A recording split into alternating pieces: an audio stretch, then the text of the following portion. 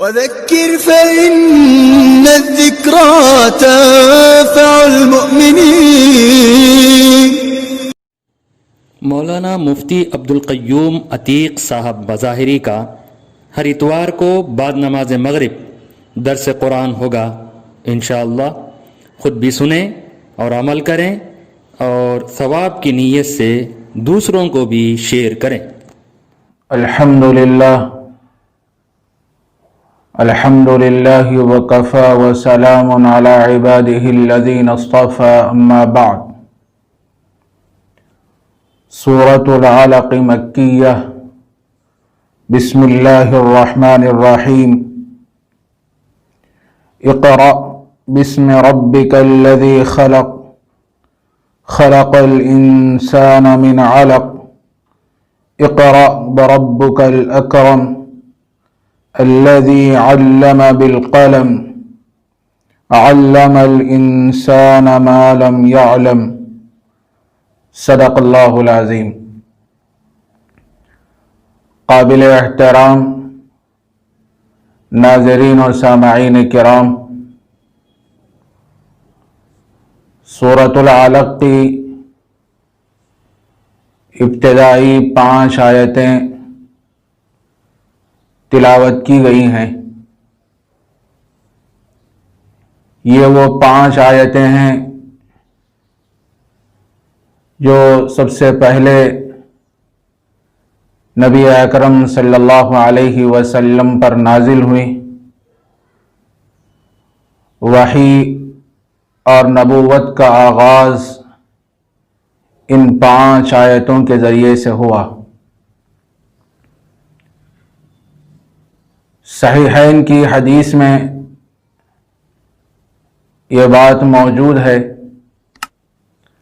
حضرت عائشہ صدیقہ رضی اللہ تعالی عنہ فرماتی ہیں، نبی اکرم صلی اللہ علیہ وسلم کو نبوت سے پہلے کچھ خواب نظر آنے لگے، جو خواب آپ دیکھتے دن میں وہی چیز آپ کو دکھائی دیتی اور اس خواب کی تعبیر کی ضرورت بھی نہ پڑتی۔ دن میں دیکھا ہوا خواب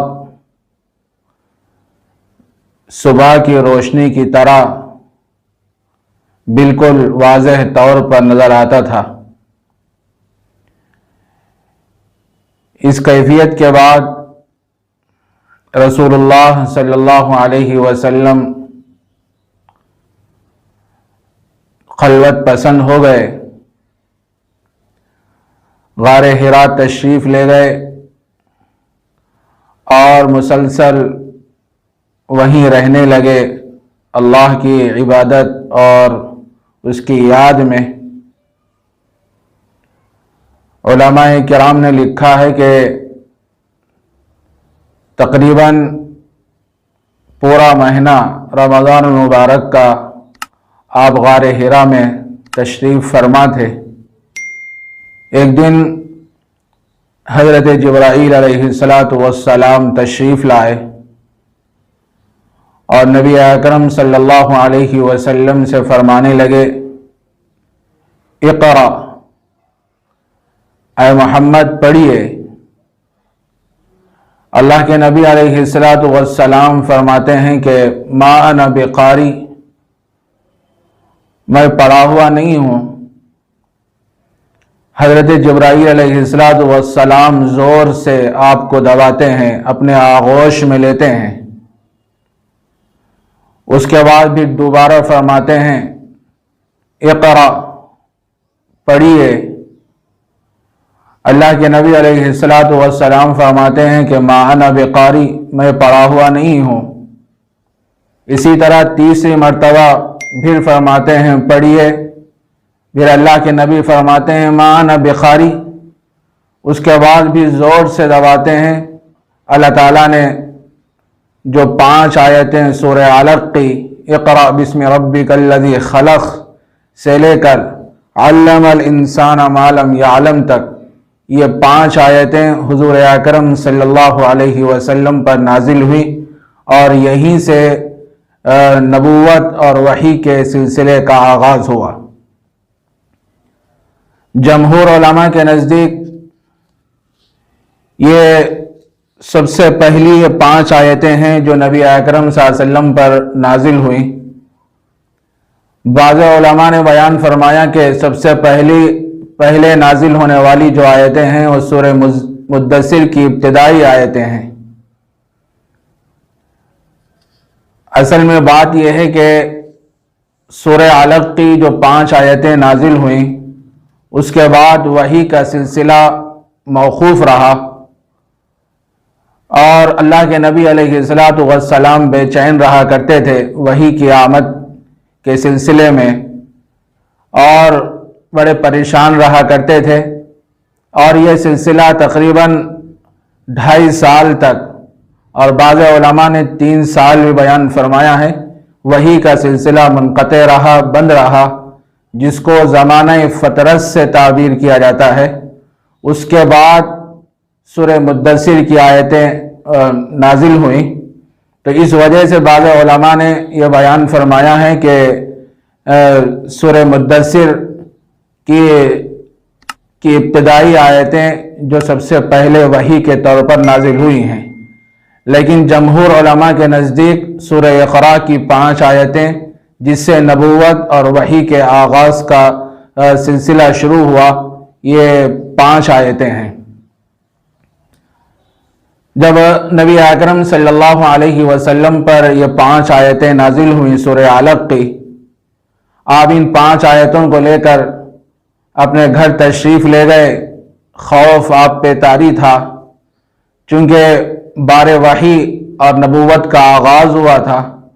ہم سب جانتے ہیں کہ اللہ تبارک و تعالیٰ نے قرآن مجید کے اندر ایسی ثقالت رکھی ہے اور اس کے اندر ایسا وزن ہے اور ایسا گراں قدر کلام ہے، اور یہ اللہ کی ذات سے نکلا ہوا کلام ہے کہ اتنے بھاری اور وزنی آیتوں کو لے کر، کلام کو لے کر اللہ کے نبی علیہ السلام نے اپنے گھر تشریف لے گئے۔ یہ خوف کا ماحول تھا۔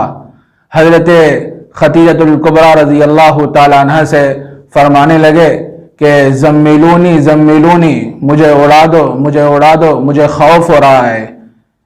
تو حضرت خدیجہ الکبریٰ رضی اللہ تعالیٰ عنہ کپڑا اڑاتی ہیں، کمبل اڑاتی ہیں۔ تھوڑی دیر کے بعد طبیعت میں افاقہ ہوتا ہے تو اللہ کے نبی علیہ السلام حضرت خدیجہ سے اس غار حرا کا پورا واقعہ سناتے ہیں کہ حضرت جبرائیل علیہ السلام نے آپ کو اپنے آغوش میں لیا تھا اور زور سے دبایا تھا، جس سے آپ کو تکلیف محسوس ہوئی تھی، اور آپ نے فرمایا تھا کہ ما انا بقاری، میں پڑھا ہوا نہیں ہوں۔ اس کے بعد یہ 5 آیتیں نازل ہوئیں۔ یہ پورا واقعہ حضرت خدیجہ الکبریٰ رضی اللہ تعالیٰ عنہ کو اللہ کے نبی علیہ السلام سناتے ہیں، اور یہ بھی فرماتے ہیں کہ مجھے اپنی جان کا خوف ہوا۔ تو اس موقع پر حضرت خدیجہ رضی اللہ عنہ نے فرمایا کہ اللہ آپ کو ہرگز ضائع نہیں کرے گا، آپ لوگوں کو تسلی دیتے ہیں، بوجھ میں دبے ہوئے لوگوں کو بوجھ سے نکالتے ہیں اور مصیبت زدہ لوگوں کی مصیبتوں کو دور کرتے ہیں۔ آپ تو بڑے محاسن والے، بڑے خوبیوں والے ہیں، اللہ آپ کو ضائع نہیں کرے گا۔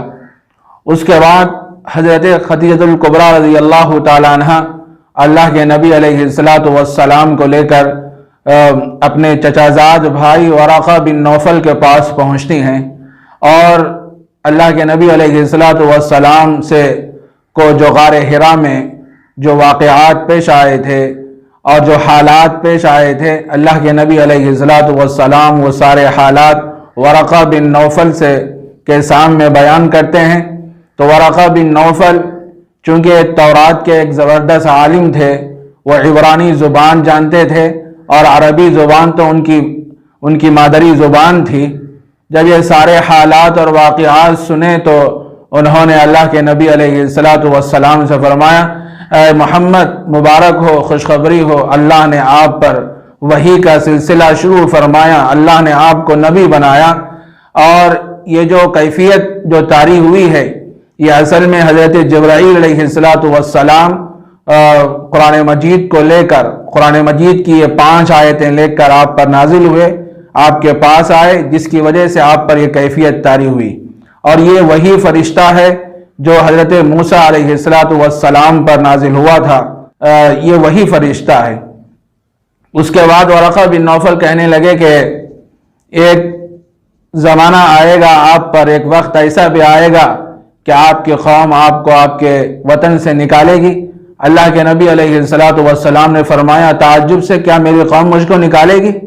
تو ورقہ بن نوفل نے فرمایا دیکھو، جو بھی دین حق لے کر آتا ہے، اسلام لے کر آتا ہے اور حق بات لے کر آتا ہے، تو ظاہر ہے اس سے پہلے جتنی قومیں گزری ہیں ہر قوم نے اپنے نبی کی تکذیب کی، ان کی بات کو نہیں مانا۔ تم پر اللہ نے نبوت کے سلسلے کو شروع فرمایا ہے اور آپ کو نبی بنایا ہے، تو ایک دن آپ کی قوم آپ کو آپ کے شہر سے نکالے گی۔ اس کے بعد ورقہ بن نوفل فرمانے لگے کہ میں تو اس وقت کمزور ہوں، معمر ہو گیا ہوں، آنکھیں بھی مجھے دکھائی نہیں دیتی ہیں، بہت ہی کمزور ہو گیا ہوں، اگر میں اس زمانے میں موجود رہوں گا تو تمہاری ضرور مدد کروں گا۔ لیکن ہوا ایسا کہ اس کے کچھ دنوں بعد ورقہ بن نوفل کا انتقال ہو گیا۔ تو یہ سورہ علق کی یہ 5 آیتیں ہیں جو سب سے پہلے رسول اکرم صلی اللہ علیہ وسلم پر نازل ہوئی۔ اقرأ بسم ربک الذی خلق، اے محمد صلی اللہ علیہ وسلم پڑھیے اپنے پروردگار کے نام سے جس نے ساری کائنات کو پیدا کیا۔ خلق الانسان من علق، انسان کو خون کے لوتھڑے سے پیدا کیا۔ یہاں اللہ تبارک و تعالیٰ نے یہ بات بیان فرمائی کہ انسان کو خون کے لوتھڑے سے پیدا کیا۔ انسان کی تخلیق کے مختلف ادوار ہیں۔ پہلا دور تو یہ ہے کہ اللہ تبارک و تعالیٰ نے جو انسانی سلسلہ جو شروع فرمایا ہے، حضرت آدم کو جو پیدا فرمایا وہ مٹی سے پیدا فرمایا۔ اس کے بعد جو توالد و تناسل کا سلسلہ شروع ہوا وہ ایک نطفے سے ہوا۔ قرآن مجید میں اللہ تبارک و تعالیٰ نے فرمایا کہ فَإِنَّا خَلَقْنَاكُم مِّن تُرَابٍ ثُمَّ مِن نُطْفَةٍ ثُمَّ مِنْ عَلَقَةٍ ثُمَّ مِن مُضْغَةٍ مُخَلَّقَةٍ وَغَيْرِ مُخَلَّقَةٍ لِنُبَيِّنَ لَكُمْ وَنُقِرُّ فِي الْأَرْحَامِ مَا نَشَاءُ، کہ بے شک ہم نے تم کو مٹی سے پیدا کیا۔ حضرت آدم کو اللہ نے جو پیدا کیا تو مٹی سے پیدا کیا۔ اس کے بعد جو توالد و تناسل کا جو سلسلہ شروع ہوا تو ایک نطفے سے ہوا۔ جب باپ کا نطفہ مادر رحم میں پہنچا تو وہ ایک سلسلہ ہے۔ اس کے بعد ثم من مضغہ، اس کے بعد جب نطفہ ماں کے پیٹ میں جب پہنچتا ہے، کچھ دن جب گزر جاتے ہیں تو وہی نطفہ خون کے لوتھڑے میں تبدیل ہو جاتا ہے۔ اس کے بعد پھر گوشت اس کے اندر پیدا ہوتا ہے، ہڈیاں پیدا ہوتی ہیں۔ جب مخصوص مدت پوری ہو جاتی ہے، 9 مہینے پورے ہوتے ہیں، تو اللہ تبارک و تعالیٰ ایک حسین و جمیل شکل میں ایک بچے کو دنیا میں پیدا فرماتے ہیں۔ تو یہاں اللہ تبارک و تعالیٰ نے فرمایا کہ انسان کو خون کے لوتھڑے سے پیدا فرمایا۔ یہ درمیانی حالت کو اللہ نے بیان فرمایا۔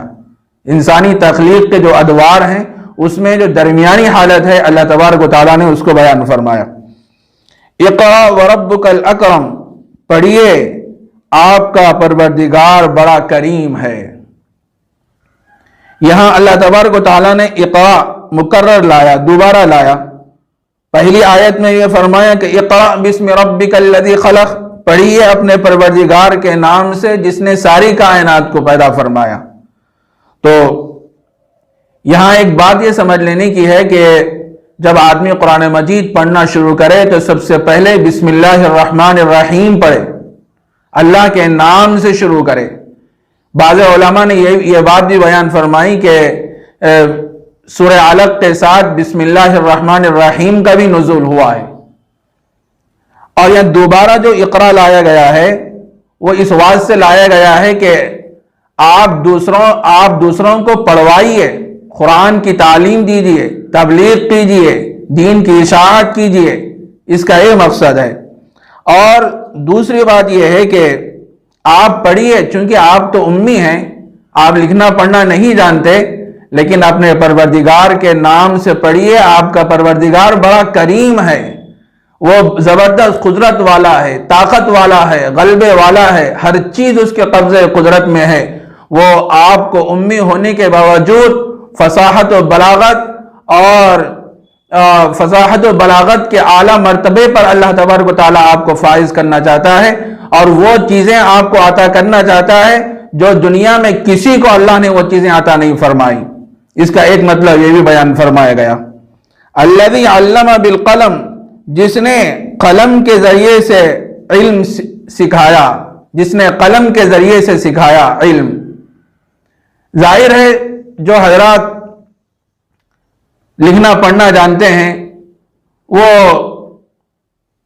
دینی کتابوں کے ذریعے سے، اپنی تحریرات کے ذریعے سے، مضامین کے ذریعے سے علم کی نشر و اشاعت کرتے ہیں اور اس کی تبلیغ کرتے ہیں۔ تو یہاں اللہ تبارک و تعالیٰ نے یہی بات بیان فرمائی کہ الذی علم بالقلم، جس نے قلم کے ذریعے سے سکھایا، علم سکھایا۔ علم الانسان ما لم یعلم، انسان کو وہ چیزیں سکھائی جو وہ نہیں جانتا۔ انسان کو ایسی ایسی چیزیں اللہ نے سکھائی جو وہ نہیں جانتا۔ بعض حضرات ایسے ہوتے ہیں جو لکھنا پڑھنا تو نہیں جانتے، لیکن لوگوں کی باتوں کو سن کر وہ چیزیں حاصل کر لیتے ہیں، وہ علم حاصل کر لیتے ہیں۔